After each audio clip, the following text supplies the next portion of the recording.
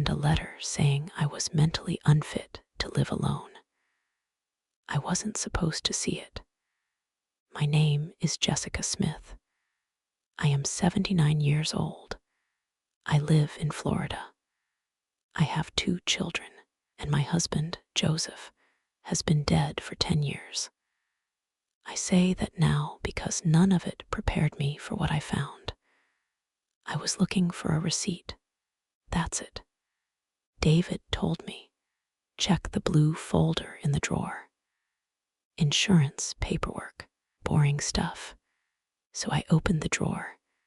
The blue folder was there. Under it, a white envelope.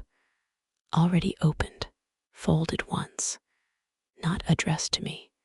I almost closed the drawer. Almost. Then I saw my name.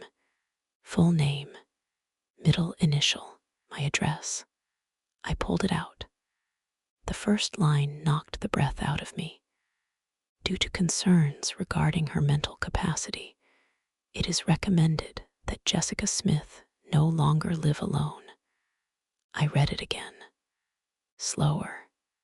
Mentally unfit, unable to manage daily living independently. I wasn't sitting. I grabbed the counter to steady myself. This wasn't junk mail. This wasn't a mistake. It was a copy. Something written about me without me. I flipped the page. Bank letterhead, legal language. And at the bottom, my son's signature. I whispered, no, not loud, not angry, just disbelief. The date was 2 weeks old. 2 weeks they'd been smiling at me, eating dinner with me, asking if I wanted more iced tea. All while this sat hidden in a drawer. I heard footsteps. David walked in. Did you find the receipt? He asked. I walked toward him holding the paper. What is this? I said. He froze. Laura stepped in behind him. Arms crossed instantly. You weren't supposed to see that, she said. Not we're sorry. Not let's explain. Just you weren't supposed to see that. You wrote this, I said. David rubbed his face. Mom, it's just paperwork. Paperwork saying I'm mentally unfit to live alone. Laura sighed. Jessica, please don't get upset. Upset. I drive, I said. I cook. I pay my bills. This isn't about now, David said quickly. It's about planning. Planning for what? I asked. Silence. Laura answered softly. For when things start to decline. Decline. I'm standing right here, I said.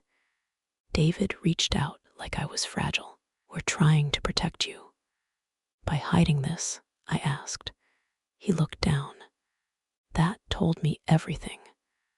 I folded the letter carefully. You didn't even ask me, I said. You decided in secret. Please don't overreact, David said. Overreact. I looked around my kitchen, my house, my life. I won't, I said. I'll do something intentional. What does that mean? He asked. I didn't answer. I went to my room, closed the door, sat on the bed. I wasn't crying. I opened my laptop. Not to search doctors, not lawyers. I opened a travel site. One-way ticket. If they were already preparing for me to disappear, I was going to choose how it began. They've already scheduled the review, whether you agree or not. That's what the woman at the bank said to me the next morning. Not yelled, not whispered, just said, like she was telling me their lunch hours. I drove there myself, parked crooked, didn't care. Walked in with the letter folded tight in my purse. The young man at the desk smiled. How can I help you today? I need to speak to whoever decided I'm mentally unfit, I said. His smile stalled. One moment, ma'am. Funny how that word suddenly sounded like a warning label. They sent me to a glass office. A woman about my granddaughter's age sat across from me, tablet in hand. "Mrs. Smith," she said, "this process is fairly standard." "Standard for who?" I asked. "For families planning ahead," she said. "We received concerns about your ability to live independently." "From my son," I said. She nodded. "Did anyone call me?" I asked. "No," she said. "Did anyone test me?" I asked. Another pause. "No." "So you decided," I said, without even looking at me. She shifted. "That's why there's a review." "When?" I asked. "Friday." It was Tuesday. 4 days. "And if I don't come?" I asked. She glanced at the screen. "The process continues." I laughed. I couldn't help it. "That sounds illegal." She didn't laugh back. "It's preventative." Preventative. I leaned forward. "I drove here, alone. I parked that car outside. I paid my own insurance. I balance my checkbook. What exactly am I preventing?" She lowered her voice. "Falls, confusion, risk." "Risk to who?" I asked. She didn't answer that. I stood up. "I want this stopped." "I can't do that," she said. "Then I want a copy of everything." She hesitated. "You'll need a lawyer." "Good." Outside, the sun felt too bright, like the world didn't know what almost happened to me in there. I sat in my car and called the first number that came to mind. "Law Office of Martin and Cole." "My name is Jessica Smith," I said. "I think my family is trying to legally erase me." There was a pause. Then, "Can you come in today?" That was change number 1. At the lawyer's office, an older man with kind eyes listened without interrupting. "They hid the letter," I said. "They signed it. They didn't tell me." He nodded slowly. "That matters." "It does?" I asked. "It does," he said. "Intent matters." "What happens now?" I asked. He leaned back. "Now you decide if you want to fight this or avoid it." "Avoid it how?" "By making yourself unavailable." Unavailable. The word stayed with me. On the drive home, my phone rang. "David." "Mom, where are you?" he asked. "Out," I said. "You went to the bank, didn't you?" "Yes," he exhaled sharply. "We told them not to push it yet." Yet. "So there was a plan," I said. "Mom, please," he said. "You're making this worse." "No," I said. "You did that quietly. I'm just making it loud." Laura grabbed the phone. I could hear it. "Jessica, let's calm down." "Stop telling me to calm down," I said. "You don't get to decide my emotions and my future." "We were trying to protect you," she said again. I said, "You protect children, you ask adults." Silence. Then David said, "Friday is just an evaluation." "An evaluation I didn't consent to," I said. "It's for your own good." That sentence again. "I raised you," I said. "I wiped your nose. I taught you to drive. And now you think I can't live alone." "You forget things," Laura said. "I forget names," I said. "You forgot my humanity," she gasped. David said my name like a warning. "Listen," he said. "If you cooperate, this will be easy." Easy. That's when something shifted. Not sadness. Resolve. "I won't be there Friday," I said. "What?" David asked. I said I won't be there. "Mom, don't do this." "Too late," I said and hung up. Change number 2. At home, I opened my laptop again. Travel site still open from last night. I clicked one way, scrolled, stopped, Arizona. Dry air. No humidity. No family. I hesitated, then clicked purchase. Confirmation email. Paid. Done. Change number 3. My phone buzzed immediately. Laura again. Where are you going? She demanded. How do you know I'm going anywhere? She went quiet. Then David checked the bank account. Of course he did. So now you're monitoring my money too, I said. We're worried. No, I said. You're afraid. Of what? She snapped. Of losing control, I said. She said. If you leave, this proves you're unstable. I laughed. No, it proves I'm capable. That night, I packed one suitcase. Not rushing, not crying. I chose shoes I could walk in, clothes that felt like me, my passport. I left everything else. At midnight, my granddaughter texted, Emily, Grandma, Mom's freaking out. Are you okay? I stared at the screen. Then I typed, I'm okay. I promise. I just need space. She replied almost instantly. I think I get it. Be safe. Change number 4. I set my alarm. Early. Friday was coming. They thought they were reviewing my life. They had no idea I was already gone. If you get on that plane, don't bother coming back. That's what David said on the phone while I was standing in the airport security line. Not yelling, not crying, just cold, final, like a door being closed carefully. I looked at the TSA agent and said, sorry, because my phone was still pressed to my ear. Mom, David said again, lower this time. You're proving their point. Their point? I asked. Or yours? Laura's voice cut in. I could hear her in the background. This is exactly the kind of impulsive behavior they warned us about. They, always they. I bought a ticket, I said. With my own money. I packed my own bag. I got myself here. That's not the issue, Laura said. You didn't tell anyone. I wasn't supposed to see the letter either, I said. Silence. The TSA agent waved me forward.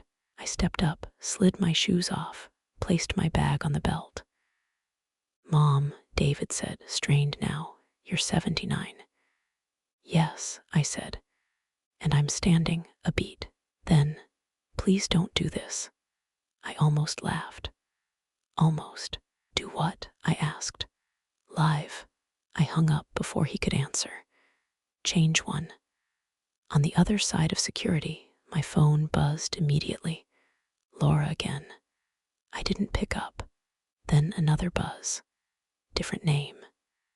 Emily, my granddaughter. I stopped walking and answered. Grandma, she said, are you really at the airport? Yes, I said. Oh, she breathed out. Okay, not panic, not judgment, just okay. They're saying you're running away, she said. I'm not, I said. I'm choosing. She was quiet for a moment. Then, where are you going? Arizona.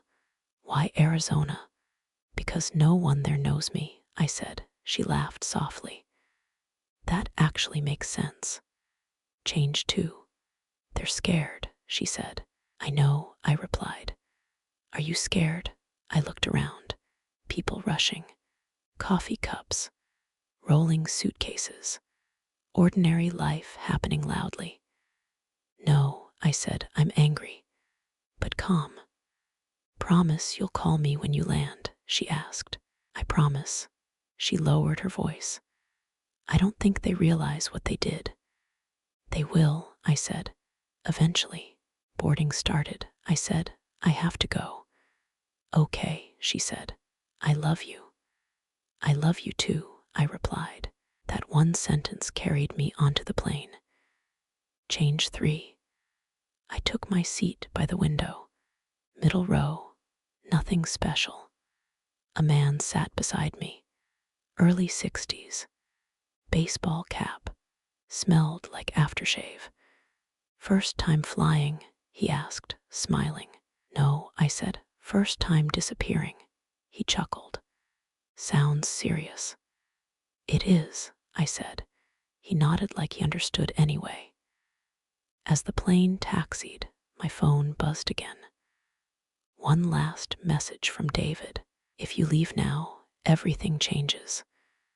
I stared at the screen. Then I typed back. That's the point. I turned the phone off. Change 4. The flight was quiet. I didn't sleep much. Didn't need to. I watched the clouds and thought about how many times I'd stayed put because it made things easier for everyone else. Not today. When we landed, the air hit different. Dry, sharp, honest. I walked through the airport slower than everyone else, not because I was tired, because I didn't need to rush anymore. At baggage claim, my phone buzzed again. I turned it on. Unknown number, I answered. Mrs. Smith, a man said. This is the bank. We tried reaching you. I'm unavailable, I said. A pause. We need to confirm. You'll hear from my lawyer, I said, and hung up. Change 5. Outside, I waited for a cab. The driver glanced at my suitcase. Vacation? No, I said. A break from being managed. He laughed. Good for you. At the motel, the woman at the desk handed me a key. No elevator, she said. Stairs okay, I smiled. I think I can manage, she smiled back. No pity, no concern, just normal. In the room, I sat on the bed and exhaled. I wasn't sad. I wasn't scared. I was furious in a quiet, useful way. My phone buzzed one last time that night. Emily again. Did you land? Yes. Are you safe? Yes. She sent back a thumbs up and a heart. I lay back on the bed, shoes still on. Friday was tomorrow. They would be waiting for me. And for the first time in my life, I wasn't going to show up where they expected me to be. If you don't cooperate, the court can decide for you. That's the voicemail waiting on my phone when I wake up in Arizona. Not a judge. Not yet. Just a calm male voice pretending this is routine. Mrs. Smith, he says, this is a courtesy call regarding the scheduled evaluation. We strongly advise you to return. Strongly advise. I sit on the edge of the motel bed and listen to it again. Then I delete it.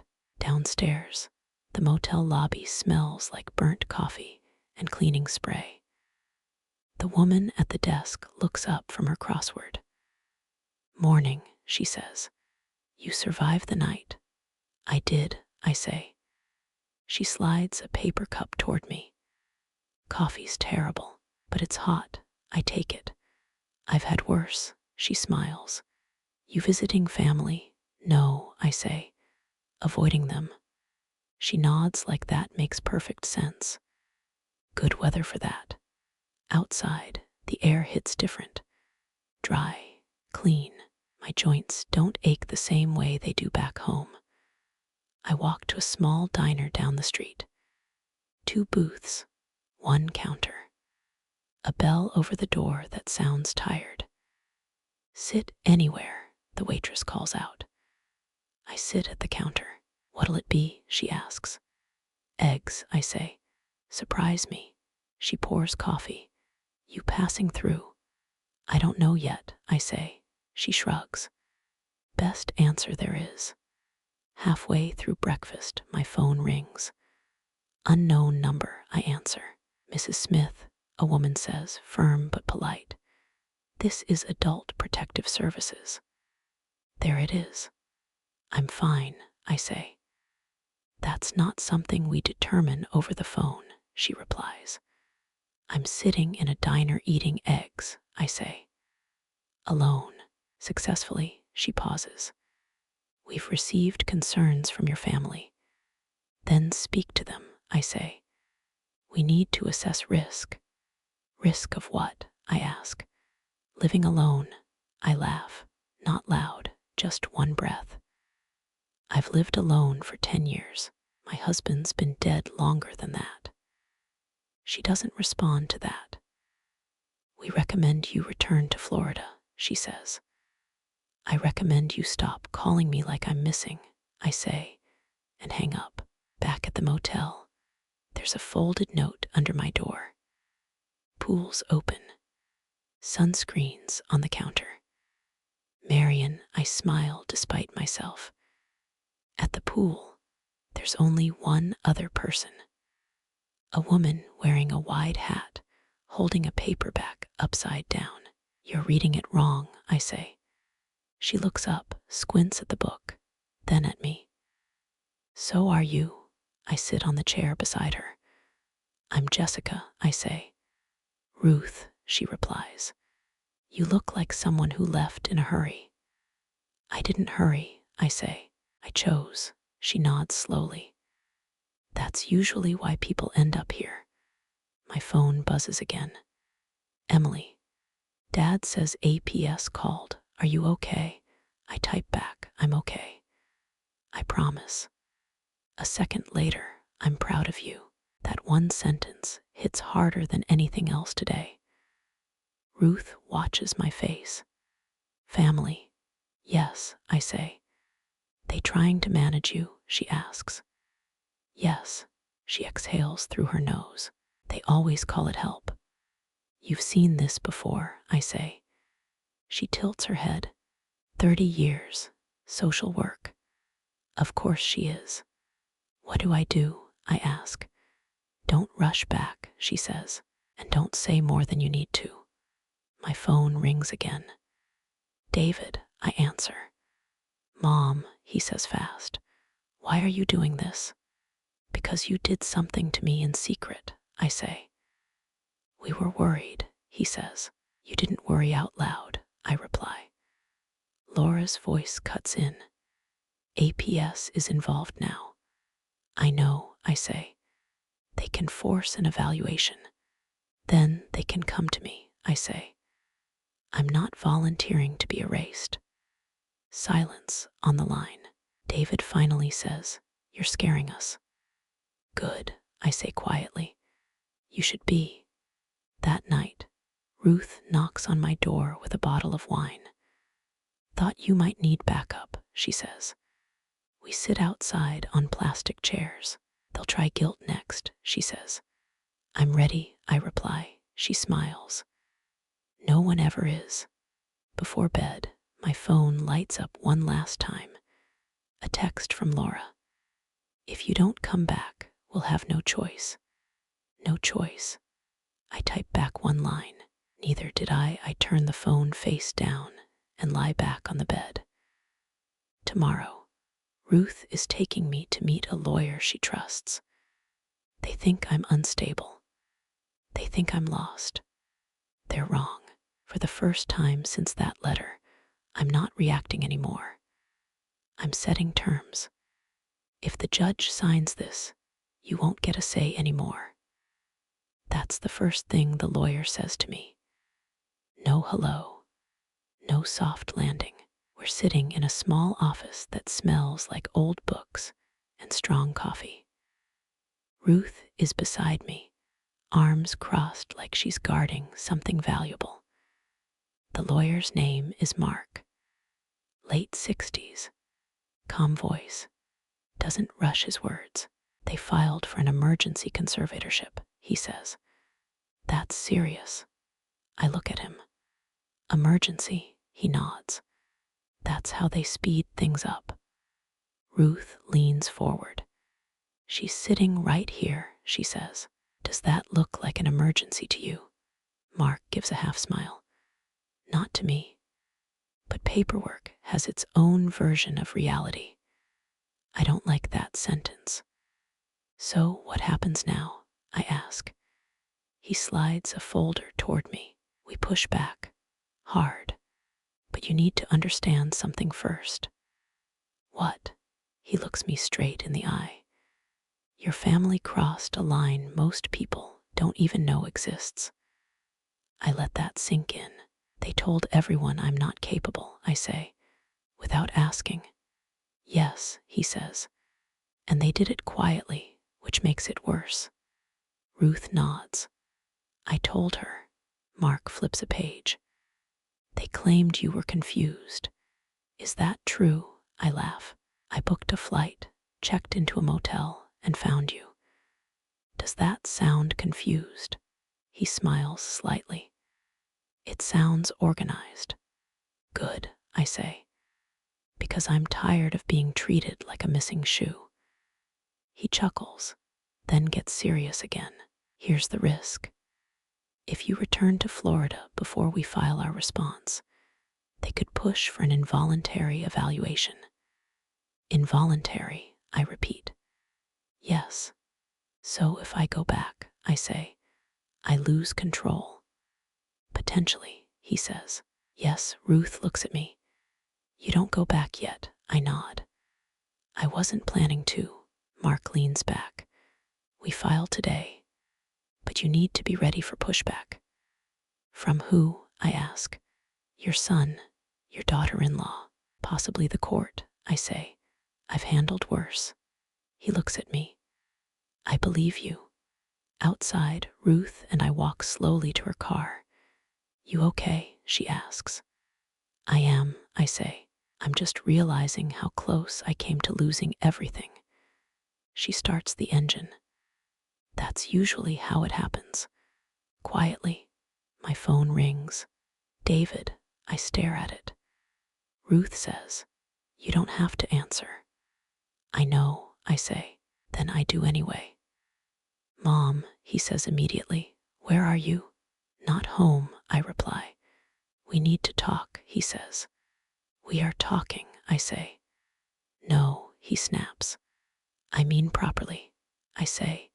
You don't get to decide the format. Laura's voice cuts in. Jessica, the lawyer said this could get complicated. Which lawyer? I ask. Our lawyer, she says. Of course. You hired a lawyer before you talked to me, I say.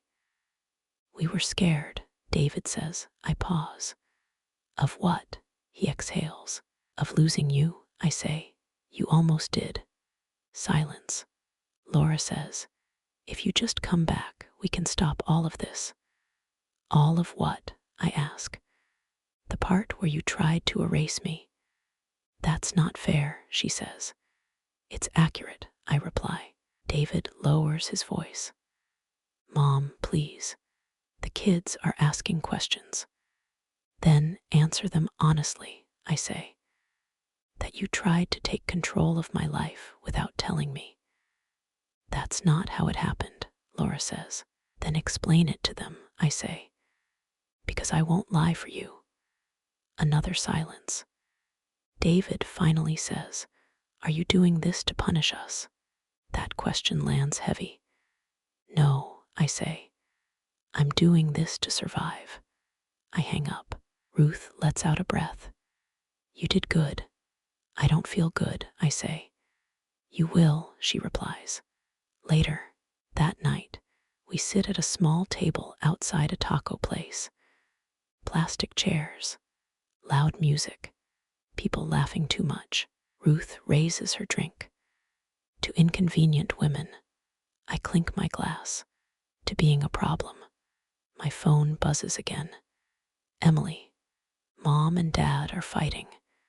Dad looks scared. I type back. He should be. She responds. I told him you're not confused. You're just done. I smile at that. Later, back in the motel room, I sit on the bed and open my notebook. First time since I left, I write one line. I am not lost. I am not fragile. I am not theirs to manage. I close it. Tomorrow, Mark files the paperwork. Tomorrow, my family realizes this isn't a phase. They thought I would come back quietly. They were wrong. This time, I'm not asking to stay. If you win this, don't expect things to go back to normal. That's what Ruth says to me over breakfast. Not threatening, not dramatic, just honest. We're sitting at a small table outside a cafe. Sun already too bright, coffee strong enough to wake the dead. Normal was overrated, I say. She snorts. Good answer. My phone buzzes before I finish my first sip. Unknown number, I answer. Mrs. Smith, a man says, clipped and official. This is the court clerk's office in Florida. There it is. Yes, I say. We're calling to inform you that an emergency hearing has been scheduled. When? I ask. Tomorrow morning. I look at Ruth. She's already reading my face. Am I required to be there? I ask. There's a pause, papers shuffling.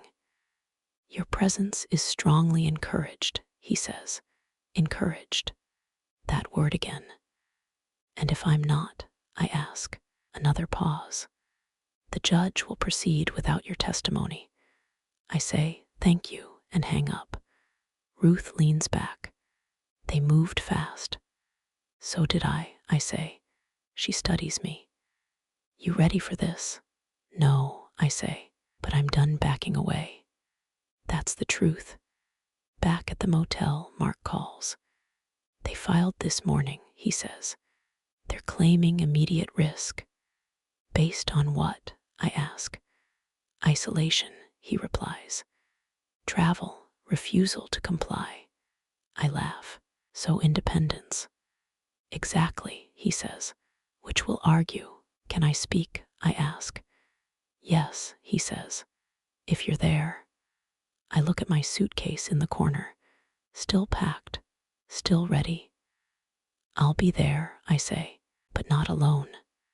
Ruth gives me a look. I'm coming. You don't have to, I say. She stands. I know. On the drive to the airport, my phone rings again. David. I let it ring twice. Then answer. Mom, he says, rushed. They moved the hearing. I know, I say.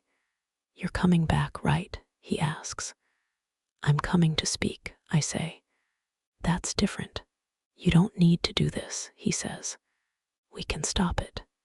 How? I ask. He hesitates. By cooperating. By agreeing I'm unfit, I ask. No, he says quickly. By trusting us. I grip the phone tighter. You already broke that. Laura's voice cuts in. Jessica, please. This is going to look bad. For who? I ask. For you, she says. I laugh. You already decided how I look. David sounds desperate now. Mom, they'll ask questions. Good, I say. I have answers. You're 79, Laura says. Judges don't like surprises. Then they shouldn't have surprised me, I reply. Silence. Then David says quietly, I never thought you'd fight us, I say. I never thought you'd try to erase me. That ends it. At the airport, Ruth walks beside me like a bodyguard. You nervous? She asks. Yes, I say. Good, she says. Means you care. On the plane, I sit by the aisle. My legs ache. My hands don't shake. A woman across from me smiles. Family emergency. Something like that, I say. She nods. Those are the worst. Back in Florida, the air feels heavier. Sticky. Familiar in the wrong way. My phone buzzes. Emily. I heard about court. I wish I could come. You already are, I type. In every way that matters. She sends back a heart. At the hotel near the courthouse, Mark meets us in the lobby. They're nervous, he says. Your son especially. That's new, I say. He smiles. Judges notice who's afraid. That night, I barely sleep. Not from fear, from focus. In the morning, I put on clean clothes. Nothing fancy, nothing apologetic. Ruth adjusts my collar. "Don't soften yourself," she says. "I won't," I reply. At the courthouse steps, David is waiting. Laura beside him. Both look tired. "Mom," David says, stepping forward. I stop a few feet away. "We can still fix this," he says. I look at him. "Really look. You already fixed something," I say. "You showed me who decides when I stay quiet." Laura's eyes fill. "We were trying to help." "I know," I say. "That's what scares me." The bailiff calls our names. Inside, the room is smaller than I expected. One judge. No audience. The judge looks at me. "Mrs. Smith, do you understand why we're here?" "Yes," I say. "Because my family decided I was done before I was." The room goes still. Mark nods slightly. Ruth squeezes my hand. The judge says, "You may speak." And for the first time since that letter, I don't explain. I testify. And that changes everything. You don't sound confused, you sound angry. And that's not the same thing. That's what the judge says to me, right there in the courtroom. Not kindly, not cruelly, just factual. David flinches. Laura stares at the table like it might save her. The judge flips through the file. "Mrs. Smith, your family claims you're unable to live independently." I nod. "They do." "And do you believe that's true?" he asks. "No," I say. "I believe I'm inconvenient." That lands. David's lawyer clears his throat. "Your Honor, she left the state without notifying anyone." I look over. "I left because they were deciding my life in secret." The judge looks at David. "Did you discuss this with your mother before filing?" David opens his mouth, closes it. Laura jumps in. "We didn't want to upset her." The judge raises an eyebrow. "So you excluded her?" Silence again. The judge leans back. "This court does not grant emergency conservatorships based on fear alone." Fear. He looks at me. "Mrs. Smith, you drove here. You booked travel. You hired counsel. You articulated your position clearly." He closes the file. Request denied. I don't smile. I don't celebrate. I just breathe. The gavel taps once. Outside the courtroom, David catches up to me. "Mom," he says, voice shaking, "thank God. This could have gone badly." I stop walking. "You're thanking God?" I ask. "Not me," Laura steps forward. "Jessica, we were scared." "I know," I say. "You keep saying that like it explains everything." David rubs his face. "We just thought. You thought I wouldn't fight," I say. He looks up, doesn't deny it. Ruth stands a few feet back, arms crossed, watching like a referee who already knows the score. Laura says, "Can we talk privately?" I shake my head. "We're done talking privately." That hurts her. I can tell. "Good. We crossed a line," David says quietly. "I see that now." I look at him. "Do you?" He nods. "Yes." "Then understand this," I say. "I didn't win something today. I avoided losing everything." He swallows. Ruth steps up beside me. "You should go," she says. "Let this settle." David looks at her. "Who are you?" Ruth smiles thinly. "Someone who's seen this end badly, many times." Laura looks away. In the hallway, Ruth and I sit on a bench. My knees ache now that the adrenaline's gone. "You okay?" she asks. "I am," I say. "But I don't feel relieved." She nods. "You shouldn't." Relief makes people forget. I glance at her. Why do you care so much? She doesn't answer right away. Then she says, I watched my sister lose her house this way. I turn toward her. She trusted her kids, Ruth continues. Signed one paper, then another. 6 months later, she was in a place she didn't choose. What happened? I ask. She stopped arguing, Ruth says. That's what happened. We sit with that. My phone buzzes. Emily, did it work? Yes, I type. For now. She replies instantly. I knew it. A second message follows. Dad's crying.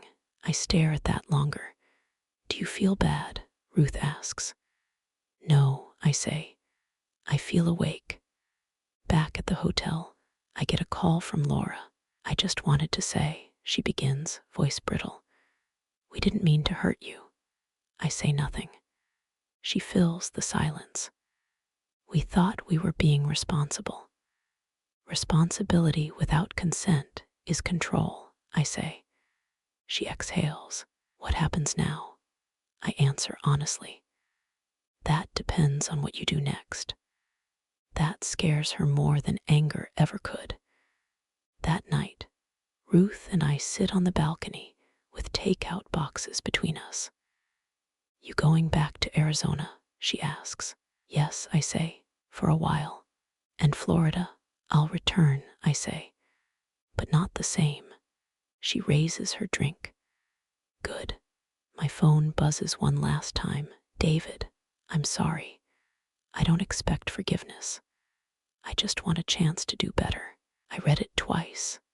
Then I type back. Doing better starts with listening. I set the phone down. Tomorrow I leave again. Not because I'm running, but because now they know I can. They said, now that it's over, you should come home and rest. That's the line David uses on the phone. Not angry, not apologetic. Like I just finished a long appointment instead of escaping being erased. Rest from what? I ask. From everything, he says. From stress. From all this. All this, I repeat. You mean the part where you tried to decide my life without me? Silence. Laura takes the phone. Jessica, we're just trying to move forward. Forward to where? I ask. Back to how it was. She hesitates. That's my answer. Ruth is sitting across from me, watching my face. I'm not coming home yet, I say. David sighs. Why are you dragging this out? I don't raise my voice. Because you keep acting like the problem ended in court. It did, he insists. No, I say. It just stopped being legal. That changes the tone. Laura says quietly, the kids miss you. I miss being trusted, I reply. Another pause. Can we at least visit? David asks. I think for a moment. Not right now. Laura sounds offended. You're punishing us, I say. I'm protecting myself. The call ends awkwardly. No yelling. That's worse somehow. Later, Ruth and I sit outside with coffee. They expected gratitude, she says. Yes, I reply, for stopping halfway. You feel guilty, she asks. I shake my head. I feel clear. That night, Emily texts me. Dad says you're mad. I'm not mad, I reply. I'm awake. A moment later, that sounds scary. It was, I type. Now it isn't. She sends a heart. Nothing else. I sleep deeply for the first time since the letter. They told me, if you don't come back soon, things will change. David says it casually, almost apologetically. We're sitting at a cafe near the motel. Neutral ground, his idea. What does that mean? I ask. He stirs his coffee. Distance, holidays, the way things used to be. So love comes with conditions, I say. That's not fair, he replies. It's honest, I say. Laura looks tired. No armor today.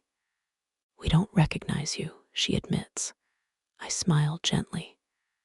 That's because I stopped performing. David looks at me. Do you even want to be part of this family anymore? I answer without hesitation. Yes, just not as the background. They don't know what to say to that. Finally, Laura asks, what do you want? I think carefully. I want my own place, my own routine. Visits by invitation, not expectation. David frowns. That sounds distant. It sounds adult, I reply. Another silence. Then he says the thing he doesn't mean to say. I just don't want you to disappear. I meet his eyes. I disappeared for years. You didn't notice. That lands harder than anger. Emily joins us halfway through the conversation. She slides into the chair next to me. Grandma, she says, can I ask you something? Anything. Are you leaving forever? I shake my head. No, I'm just not shrinking anymore. She nods like she understands more than the adults do. On the drive back, Ruth says, they're finally hearing you. Yes, I reply. But hearing doesn't mean changing. She smiles. That's not your job. That night, I make a decision. Not dramatic, not announced, just final. They assumed I'd come back once things got quiet. I didn't. Instead, I signed a lease. Small place. 1 bedroom. Close to the ocean. Nothing fancy. Mine. When I tell David, he sounds surprised. You didn't tell us. I wasn't asking, I say. Laura doesn't speak for a long moment. Then she says, I guess this is real. Yes, I reply. It is. There's no fight, no speeches, just acceptance arriving late. Emily visits first. Alone. She looks around, smiles. This feels like you, she says. That's the idea. She hugs me hard before she leaves. David comes a week later. He knocks this time. We sit on the porch. I thought strength looked louder, he admits. I smile. It doesn't. He nods slowly. I'm learning. When he leaves, there's no tension. No relief either, just something new. That night, I sit alone with my notebook. I write one last thing. I didn't lose my family. I lost the version of myself that needed permission. I close the book. I'm 79 years old. I live alone. And I am not unfit. I was just quiet for too long. Not anymore.